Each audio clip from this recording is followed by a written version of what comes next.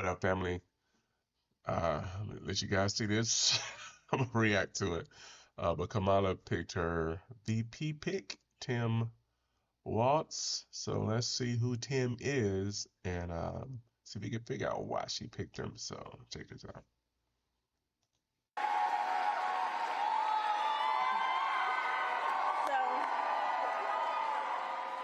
So Philadelphia, I launched my campaign for the President of the United States a mere 2 weeks ago. And it's been a bit of a whirlwind. And just last night, the delegates to the Democratic National Convention finished voting. And so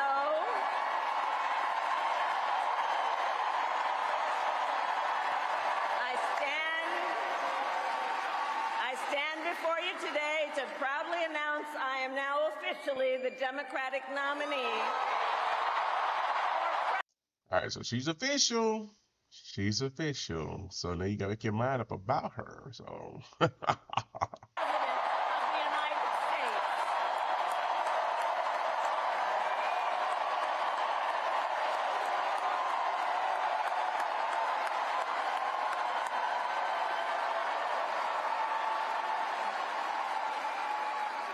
So now we got some work to do. We need to move to the general election and win that. And to all the friends, listen, we also need to level set. We are the underdogs in this race. But we have the momentum, and I know exactly what we are up against.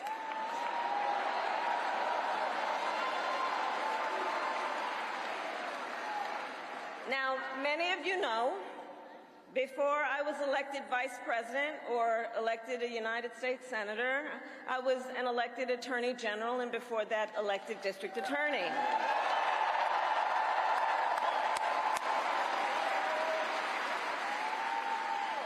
And before that, I was a courtroom prosecutor. So in those roles, I took on perpetrators of all kinds. Predators who abused women. Fraudsters who scammed consumers. Cheaters who broke the rules for their own gain. So hear me when I say,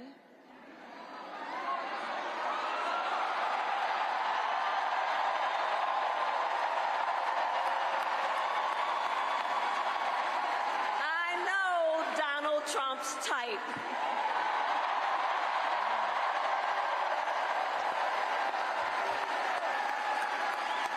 woo-hoo. That was a shot fired. So, but let me just say, hold on. This campaign, our campaign, is not just a fight against Donald Trump. Our campaign, this campaign, is a fight for the future. It's a fight for the future. In Pennsylvania, we fight for a future with affordable housing, affordable health care, affordable child care. All right, that's what they always say. Let's see. Future where we build a broad-based economy, where every American has the opportunity to own a home, to start a business, and to build wealth. All right, how much is have we heard already? Yeah, it's hard. It's like it's really hard to believe what any of these mother suckers are saying. You know what I'm saying? So it's like. Yeah, it's hard to believe anything anybody's saying these days, unfortunately. But let's hear it out.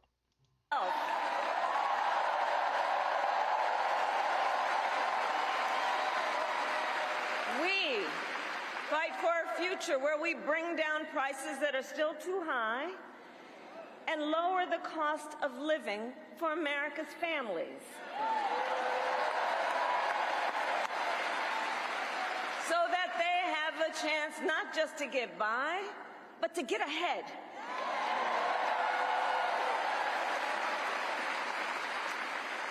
We fight for a future where we defend our most fundamental freedoms. The freedom to vote.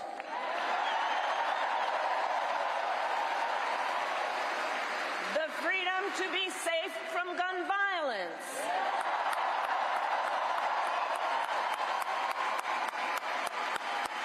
The freedom to love who you love openly and with pride. Stop. Yeah, we've heard this before. Yeah. All right, I'm gonna stopping it. I got a lot I can say right now, but I want to offend nobody, so I'm gonna leave it like it is.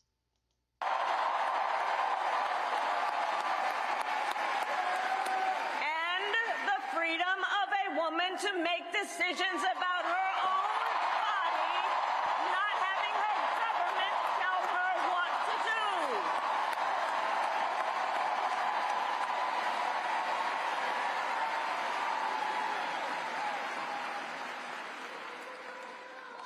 So, I love you too. So here's the thing. Since the day that I announced my candidacy, I set out to find a partner who can help build this brighter future.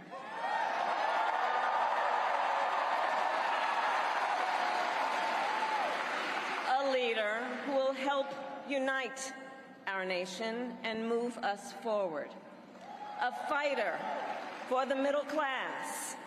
A patriot who believes, as I do, in the extraordinary promise of America.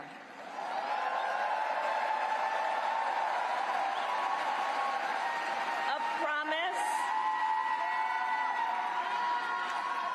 promise of freedom, opportunity, and justice, not just for some, but for all.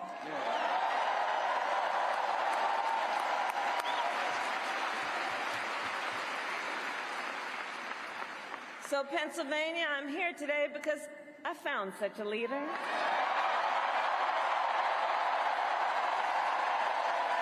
Governor Tim Walz of the great state of Minnesota.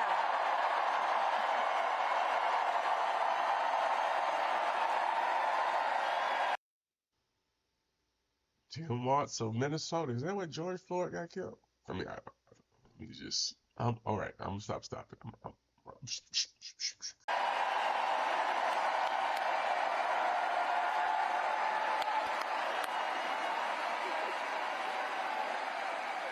So, to those who know him best,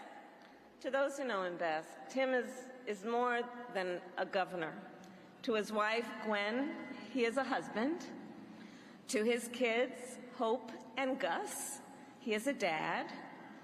To his fellow veterans, he is Sergeant Major Walz.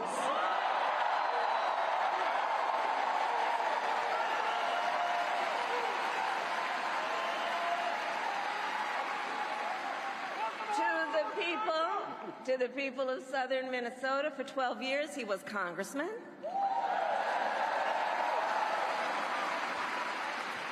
To his former high school students, he was Mr. Walz.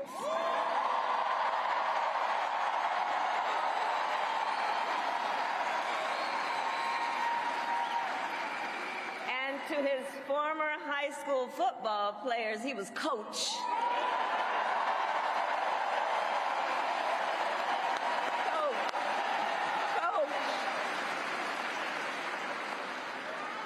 And in 91 days,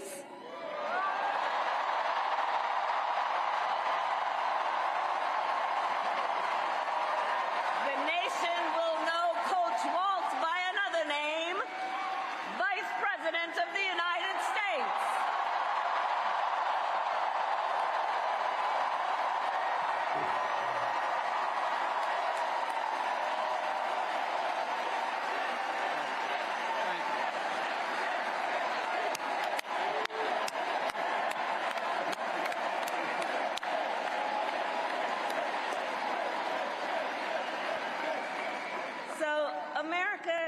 For some folks, they're just getting to know Coach Walz's story. And I'll tell you, he is the proud product of a middle-class family in rural Nebraska. He is a veteran who served our nation in uniform for more than 2 decades as a member of the Army National Guard, and he went to college on the GI Bill.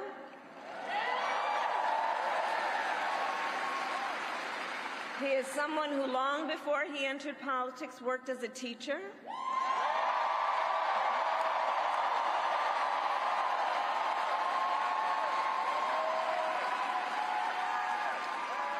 When Coach Walz and his wife Gwen moved from his native Nebraska to Minnesota nearly 30 years ago, they both took jobs at the local high school.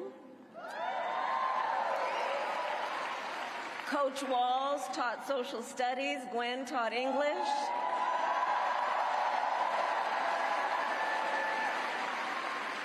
After school, Tim was the linebackers coach for the football team.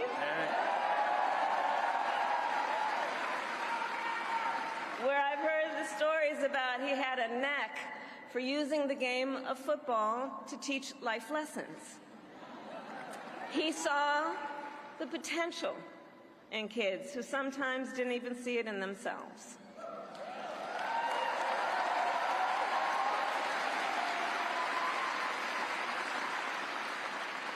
Under those Friday night lights, Coach Walz motivated his players to believe they could achieve anything. And together, they defied the odds, hear this out, going from a winless record to the school's first ever state championship.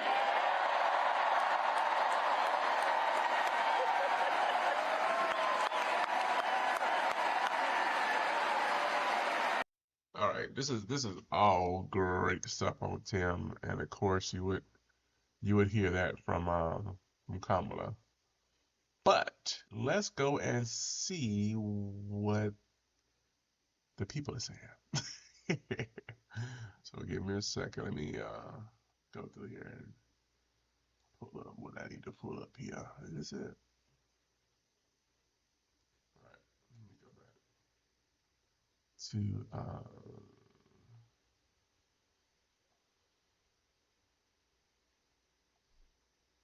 playlist. All right, Oh, mama, what are play you? that because I don't want to play that. And we're gonna go to Kamala here. Harris named Minnesota Governor Tim Walz So let's start this over and let's see exactly who Tim Walz is. You guys ready? running mate. Walz is a former school teacher and seasoned Washington lawmaker who has been credited with a new political insult against Republicans. Yes, they're weird. They prove that every day. It's an observation. Walz is viewed as more of a moderate figure, but someone who has picked up a number of progressive causes as governor. He's not somebody who has an extensive fundraising base or is someone who's very well known among the public. Walz's ascension comes as Harris has consolidated support among Democrats after President Biden exited the race. Here's a look at what Walz brings as running mate in an election showdown with Donald Trump and J.D. Vance. Tim Walz is a proven winner among rural voters, and he's been very successful in Minnesota, which is a state that Republicans are trying to put onto the battleground map. Thank you, Minnesota. Walz really gives this everyman persona. He's somebody who's very comfortable with farmers. He's also someone who can appeal to voters in the suburbs and the cities. Hey, Minnesota, Governor Walz here at the Great Minnesota Get-Together. The 60-year-old governor didn't begin his career in politics. He's someone who worked as a school teacher for more than 2 decades. He also spent time in the military. So he really brings to the table a background of someone who had an entirely different life before he entered politics. Walz was first elected to Congress in 2006, managing to unseat a 6-term Republican in one of the state's more conservative districts. He was supportive of a number of issues related to agriculture. He also served as a leader on Veterans Affairs issues, given his extensive background in the Army Reserves. Walz was once given an A rating from the National Rifle Association. After the Parkland shooting in 2018, he quickly pivoted to support background checks, and the NRA disavowed many of his proposals. After 12 years in Congress, Walz ran for Minnesota governor in 2018 as someone who could compromise with Republicans. He won by more than 11 percentage points. Hello, one Minnesota. Walz was reelected in 2022 and a year later oversaw a Democratic-controlled state legislature with a progressive agenda. He helped get through a program to provide universal school meals for children. He was supportive of codifying abortion rights. He was supportive of the legalization of recreational marijuana. He was viewed as somebody who was very progressive on climate change, the environment, and also in promoting infrastructure spending. Walz was criticized for his handling of the civic unrest following the murder of George Floyd by a police officer in Minneapolis in 2020. I'm authorizing and talking to General Jensen to fully mobilize the Minnesota National Guard, an action that has never been taken in the 164-year history of the Minnesota National Guard. Walz deployed the National Guard 3 days after Floyd's murder. In July, the governor signed a police reform bill banning the use of chokeholds in most cases and requiring other officers to intervene when another is using excessive force. In the aftermath of George Floyd's murder, he faced some criticism that he did not act quickly enough to quell some of the violence that we saw on the streets of the city. There was criticism that he didn't quickly bring in the National Guard to restore order. In recent weeks, Walz has repeatedly used one word to describe Trump and his running mate, J.D. Vance. Yeah, they're weird, and I am not changing that. I see Donald Trump talking about the wonderful Hannibal Lecter or whatever weird thing he's on tonight. That is weird behavior. And it seems to have caught on. By the way, don't you find some of their stuff to just be plain weird? So she already knew she's gonna pick him. In the lead up to his selection as Harris's running mate, he really showed a penchant for being the attack dog, namely his appearances on some of the Sunday shows, some of the cable TV hits that he did. So she needed somebody from attacking Vance. J.D. Vance. People like J.D. Vance know nothing about small-town America. Although no Republican presidential candidate has won over Minnesota JD. voters since Richard Nixon, the Trump campaign wants to compete there. Minnesota is a state that Democrats really can't lose. Trump got very close in 2016 and has since then always tried to put the state into play. He and Vance have made appearances recently in the state, and they view it as a place where they could perhaps cut into the Democratic battleground map. The Harris-Walz ticket and its platform will take center stage in Chicago during the week of August 19th, when the Democratic National Convention convenes to cement their nominations. Walz helps neutralize J.D. Vance's appeal to rural voters, especially those voters in the Midwest, some of the states that will help determine the election. We expect Walz to give an address at the Democratic National Convention. That'll really be his first opportunity to give the American people a window into his life, his career, his background, and that will be an important showcase for him before Democrats. There you go, guys. That is Mr. Tim Walz, Kamala's running mate. So, interesting. I mean, I could kind of see why she picked him. Because, Trump has the edge in a lot of rural areas, and if that's one of his strengths. And he's an attack dog. He looks pretty strong in speech. But Vance and Trump are pretty diabolical themselves. So we will see. I figured I will bring that and react to it. My personal preference, I just think that all politicians are the same. And unfortunately, they've kind of proved us right. Even with what the shit Kamala was saying, I'm like, we all have heard that before. But anyway, I'm gonna let you guys go. But please, like the video, subscribe to the channel, join the family. Back in reactions, and I'll bring you guys some really cool stuff to take a peek at. So hopefully you guys like this video. And I'll see you beautiful people next time. Peace.